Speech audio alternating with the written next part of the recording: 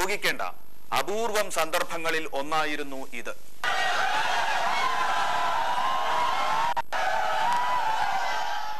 നാട്ടുകാർ വളഞ്ഞപ്പോൾ പോലീസിനെ വിളിച്ചത് താനാണ് എന്ന അവകാശവാദം ഉണ്ണിത്താൻ ഉന്നയിച്ചിരുന്നു. അത് വാർത്താ ചാനലുകൾ ജനങ്ങളിൽ എത്തിക്കുകയും ചെയ്തിരുന്നു. അതോടെ തലയ്ക്ക് കൈവച്ച് പോലീസ് വണ്ടിയിലിരിക്കുന്ന ഉണ്ണിത്താന്റെ ശരീരഭാഷയുടെ വിശകലനം ഒഴിവാക്കാൻ വയ്യാത്ത ഒന്നായി. എന്നാൽ വിളിച്ചു വരുത്തിയ പോലീസിനൊപ്പം പോകുന്ന നിരപരാധിയുടെ ശരീരഭാഷയാണോ പോലീസ് വണ്ടിയിലിരിക്കുന്ന ഉണ്ണിത്താന്റേത് എന്ന പൊൻവിലയുള്ള ചോദ്യം മനോരമയോ ഇന്ത്യ വിഷനോ ഏഷ്യാനെറ്റോ ഉയർത്തിയില്ല.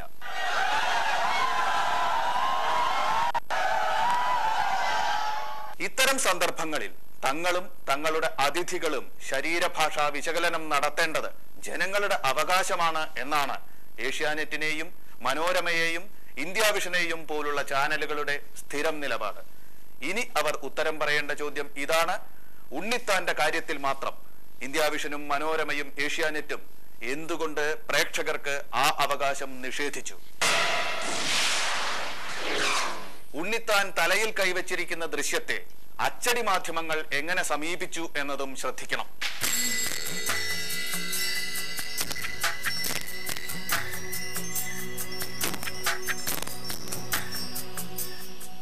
ഡിസംബർ 22-ന് മനോരമയും ഈ ചിത്രം ജനങ്ങളെ കാണിച്ചില്ല.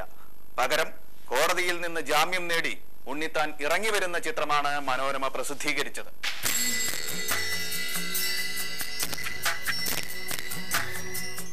മാതൃഭൂമിയാകട്ടെ വിജയചിഹ്നം കാണിക്കുന്ന ഉണ്ണിത്താന്റെ ചിത്രമാണ് വായനക്കാർക്ക് നൽകിയത്.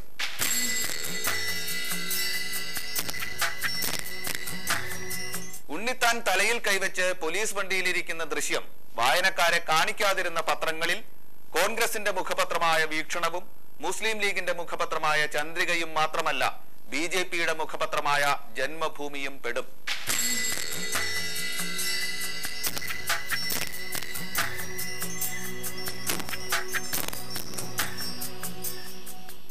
ഞങ്ങൾ ചോദിക്കട്ടെ, വീക്ഷണത്തിനും ചന്ദ്രികയ്ക്കും ജന്മഭൂമിക്കും ഉള്ളത് ഒറ്റ നയമാണോ? അതേ നയമാണോ മനോരമ, ഏഷ്യാനെറ്റ്, ഇന്ത്യ വിഷൻ ചാനലുകളെയും നയിക്കുന്നത്? ഉണ്ണിത്താൻ സംഭവം കൈകാര്യം ചെയ്യുമ്പോൾ ഈ ചാനലുകൾ ഉന്നയിച്ച ചോദ്യങ്ങളിലേക്ക് വരാം. കപട സദാചാരവുമായി ബന്ധപ്പെട്ട വിവാദങ്ങൾ ശരിയോ എന്നതാണ് ഇന്ത്യ വിഷൻ വോട്ട് ആൻഡ് ടോക്കിൽ ചർച്ച ചെയ്തത്. വീണതോ വീഴ്ത്തിയതോ എന്നാണ് ഏഷ്യാനെറ്റ് ന്യൂസ് അവറിൽ ചർച്ചയ്ക്ക് കണ്ടെത്തിയ ശീർഷകം. കുടുങ്ങിയതോ കുടുക്കിയതോ എന്നാണ് മനോരമ നൽകിയ തലക്കെട്ട്.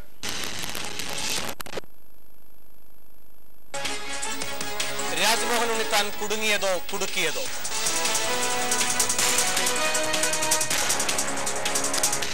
ഉണ്ണിത്താൻ അവിഹിതക്കാരൻ എന്ന് നിങ്ങൾ കരുതുന്നുണ്ടോ എന്ന ചോദ്യം ചോദിച്ച് അതിൽ ജനങ്ങളുടെ SMS വോട്ടെടുത്ത് വിധി പറയേണ്ട ഒരു ശൈലിയിൽ സ്വന്തം ടോക്ക് ഷോകളും ഡിസ്കഷൻ ഷോകളും ചിട്ടപ്പെടുത്തിയ ചാനലുകളാണ് ഇത് ചെയ്തത്.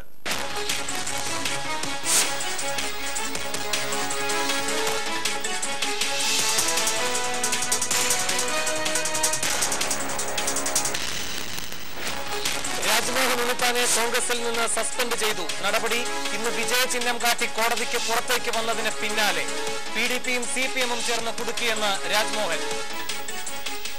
ഈ കേസ് ഉണ്ടാക്കിയെടുക്കാൻ പ്രേരക ശക്തികളായി നിന്നത് PDPയും മാർക്സിസ്റ്റ് കമ്മ്യൂണിസ്റ്റ് പാർട്ടിയുമാണ്. ഞങ്ങൾ ചോദിക്കുന്നു, തന്നെ CPIM-കാരും PDP-കാരും കുടുക്കിയതാണ് എന്ന ഉണ്ണിത്താന്റെ പരാതിയിൽ പ്രശ്നം ഒതുക്കി നിർത്താനുള്ള തന്ത്രമായിരുന്നില്ലേ ഇന്ത്യ വിഷനും ഏഷ്യാനെറ്റും മനോരമയും കണ്ടെത്തിയ തലക്കെട്ടുകൾ?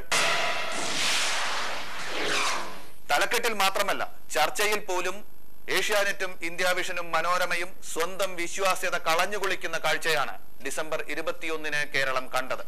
ഇന്ത്യ വിഷന്റെ ചർച്ച ഞങ്ങൾ ഉദാഹരണമായി എടുക്കുന്നു.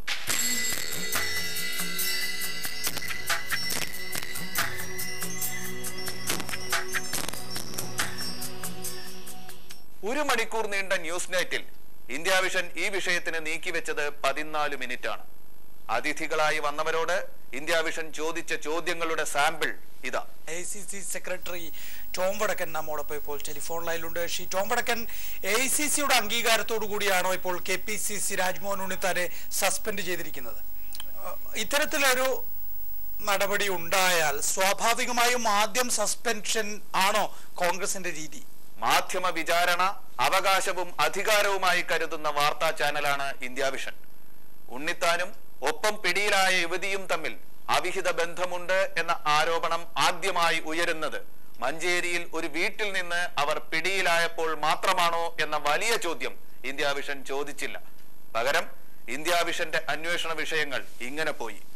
കോൺഗ്രസ് പാർട്ടിയിൽ സ്വഭാവ ദൂഷ്യമില്ലാത്ത അപൂർവം ഒരാളാണ് ഇന്നലെ കണ്ട ജയലക്ഷ്മി എന്നാണ് പറയുന്നത്. ഇത് അച്ചടക്ക പ്രശ്നമാണോ ഈ പറയുന്നത്?